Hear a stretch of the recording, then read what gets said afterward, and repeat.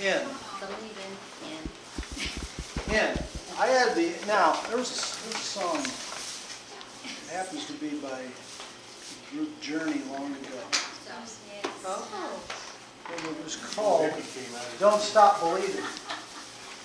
I think that group Journey is on a different journey than we are on. But they're on a journey. Everybody's on a journey. Everybody has a story. Everybody's at a different place. Some of us aren't even on the mountain. Some of us have given up, even trying. Some of us have found enough joy in Jesus that we're reaching out to others. Some of us are still saying, I need help up this mountain, and we'll always need help.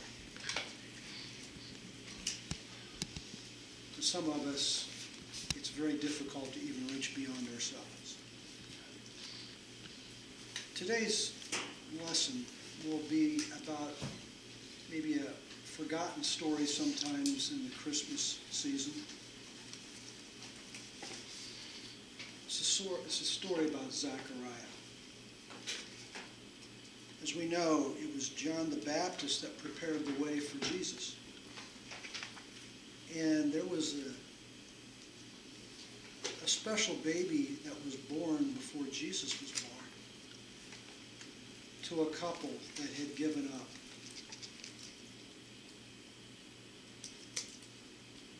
They were, how could I say this? They were on spiritual cruise control. Have you been on spiritual cruise control where you're doing as well as you can, as well as you understand, you're trying to do the best things you are, but your heart's not in it anymore. You've lost your passion. You've lost your heart. You've stopped believing. You stopped believing. You stopped believing that God is really in a part of our lives. You stopped believing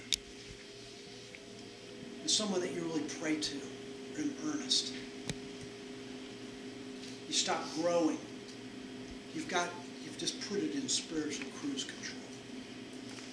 Such was the case for Zechariah. We'll get into that. Familiar with Murphy's Law. When you're in spiritual cruise control, Murphy's Law seems to be a friend. And Murphy's Law, the simplistic version of it says, if anything can go wrong, it will. Now, if you look at Murphy's Law in the...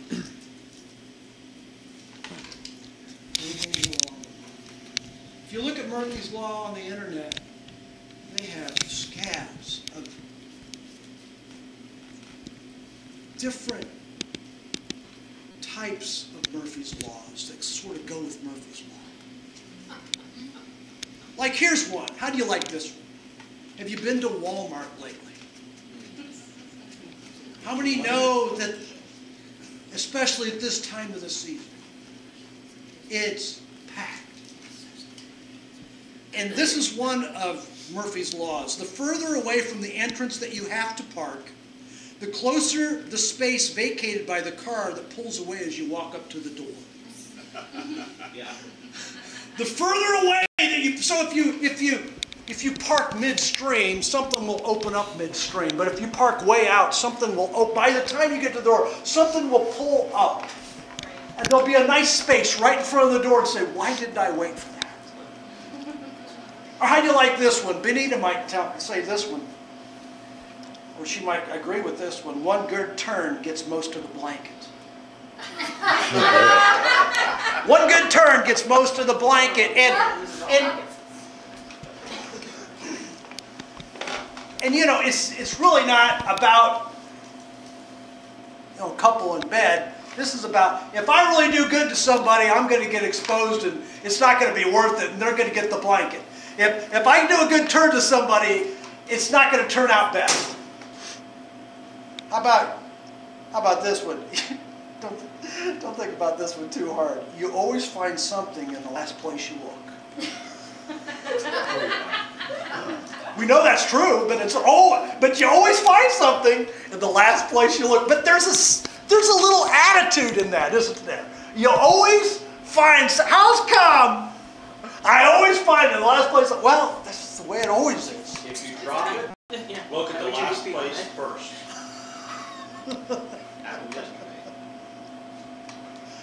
How about this one? If you're feeling good, don't worry. You'll get over it. If you're feeling good, don't worry. You'll get over it. Or how about this one? When you don't know, what you don't know will always hurt you. Or here is, this was in this, I don't know, they had scads of these little sayings under Murphy's Law in one of these sites that I went to. It says, the first discovery of Christmas morning, batteries not included. The first discovery of Christmas afternoon, give a kid a new toy, dad will play with the toy. The kid will play with the box it came in. Yep, that's right. That's right. Or how about this one? There is no traffic until you start to back out of your driveway. And the last one I'm going to share here is, nothing is so good as it seems beforehand. How does someone get to this? There's a general attitude there. You know what I'm saying? There's Speck of truth. There's a general attitude. And what's the general attitude? Things suck.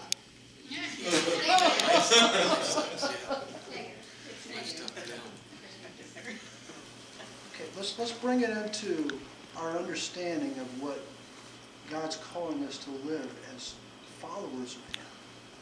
What's the general attitude there? Pessimistic.